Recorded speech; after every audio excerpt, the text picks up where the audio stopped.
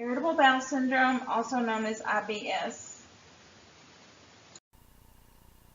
Hey guys, it's Christy Cornett. Today I'm going to be talking to you about irritable bowel syndrome, the causes, the clinical manifestations, nursing assessments with subjective data and objective findings, diagnostic tests used to diagnose the syndrome, along with nursing interventions, patient teaching, and prognosis of the irritable bowel syndrome.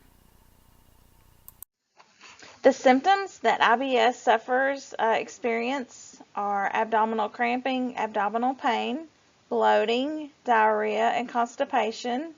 And it really varies with everybody. Everybody's different. Some people experience diarrhea. Some people experience constipation. Some people experience both, just at different times, depending on different things that they might have eaten, or medication that they've taken, or the stress or lack of stress that they're under at that time. The actual cause of IBS is not known.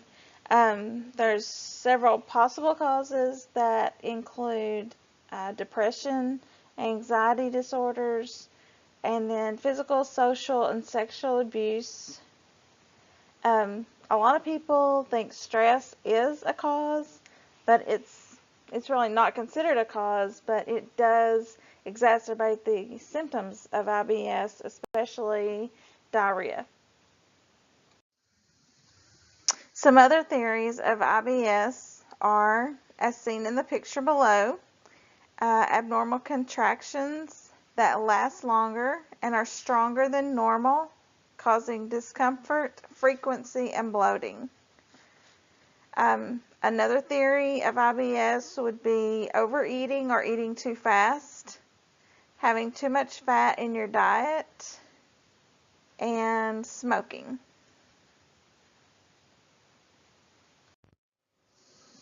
Who gets irritable bowel syndrome? The majority of irritable bowel syndrome sufferers are women.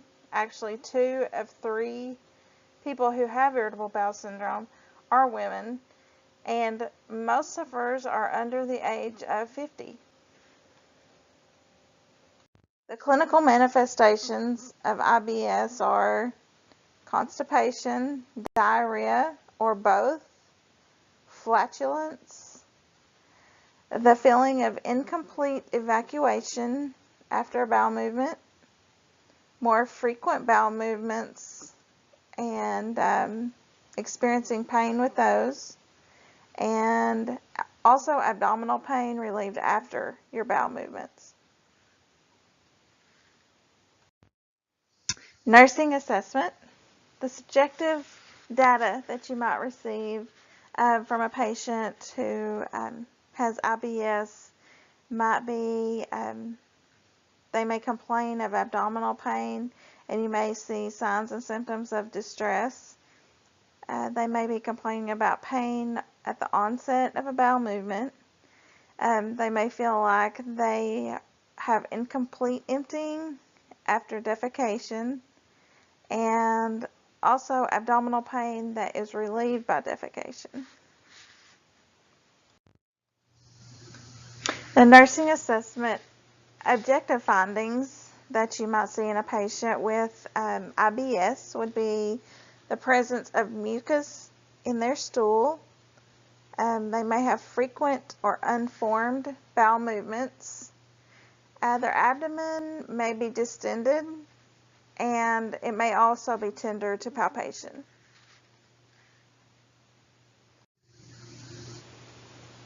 Diagnostic tests for IBS. There's really not any definitive test to diagnose IBS. During the history and physical exam, we really just have to pay close attention to the information that our patient tells us, such as family history, their signs and symptoms, even their diet, their activity log, different things like that. We just have to all piece it together like a puzzle. The diagnosis of IBS is usually made by ruling other things out, such as Crohn's, ulcerative colitis, colorectal cancer, diverticulitis, and salmonella out. And that's how they usually decide that it's IBS.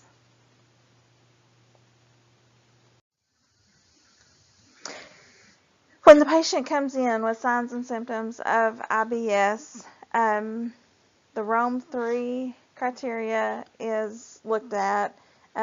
It figures out if the patient has had abdominal pain or discomfort at least 3 days a month within the last 3 months, and if the patient has had 2 of the following 3 characteristics, and one of those will be abdominal discomfort relieved with a BM, onset associated with the change in stool frequency, or onset associated with change in stool appearance. So any kind of change in bowel habits, that would be a red flag for the Rome 3 criteria, and as well as the abdominal discomfort that is relieved with a BM.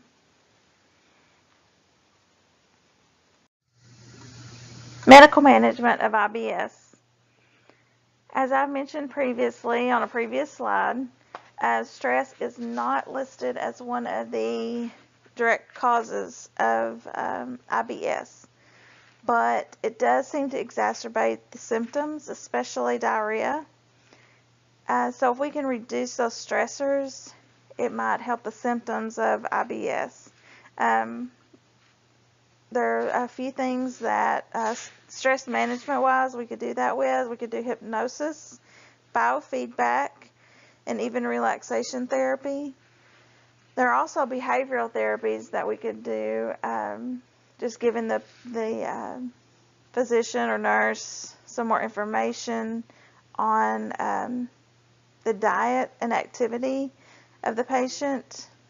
And that would be having the patient to keep a diet or activity diary, just telling everything they ate that day, everything they did, the exercises they did, the stressful things they had encountered in their life that day, and just to see what does increase the symptoms of IBS for that patient. Medical management also would have a lot to do with the patient's diet. We could have them increase their fiber intake, have them use over-the-counter bulking agents, avoid symptom-causing foods, and substitute yogurt for milk products, especially if they're lactose intolerant.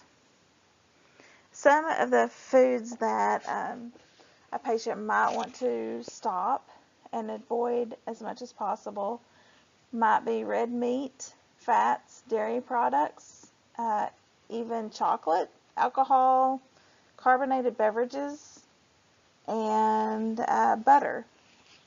Some that they might want to try to consume more might be rice, barley, pasta, squash, bananas, potatoes, and carrots. Medical management with medications would include anticholinergic drugs such as scopolamine and Bentyl. Are used anti-anxiety drugs for the stress-related issues that cause IBS, and even antidepressants for the patients who are depressed and adding to their symptoms of IBS. Medical management could also include acupuncture, even patients who could and were willing to participate in yoga or chiropractic techniques, as well as herbal therapy. Nursing interventions for the patient with IBS. The first thing we would need to do would just be to identify the patients who need management. We could help those patients by just listening to them. They may have serious issues with having something like IBS, it may be extremely embarrassing to them, and just listening to them, see what kind of help that we can give them. We could also help with their nutritional planning. Just look at their diet diary and see what we could tell from what we know that might help them to decrease their symptoms of IBS. We would just need to emphasize the importance of keeping up with their diet and activity diary. And on that diary, they need to put what kind of diet they have eaten that day, what their activities were that day, and then the type and number of stools they had that day, the severity and duration of their pain, and to see if they have any side effects from their medication, and what life stressors they had present in their life that day. All those come together and would give us a lot of information as to what we need to do to help. Patient teaching to the patient with IBS. The first key, I think, would be to establish a strong relationship with the patient, just a trust relationship, and let them know that it's okay for them to tell you whatever they need to tell you, no matter how embarrassing they think it might be, that you're there to listen, you're there to help them get through this and diminish their symptoms of IBS. The next thing would be just to teach the patient different things, just different things about their diet, keeping the activity and diet diary, as well as their symptoms along with their diet and activities that day, how severe their pain was, how their stools looked that day, help them to control their anxiety and work through their issues, and also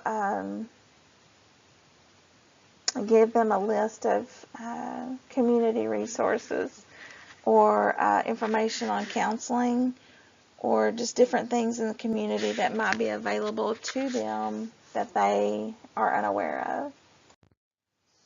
Prognosis of irritable bowel syndrome.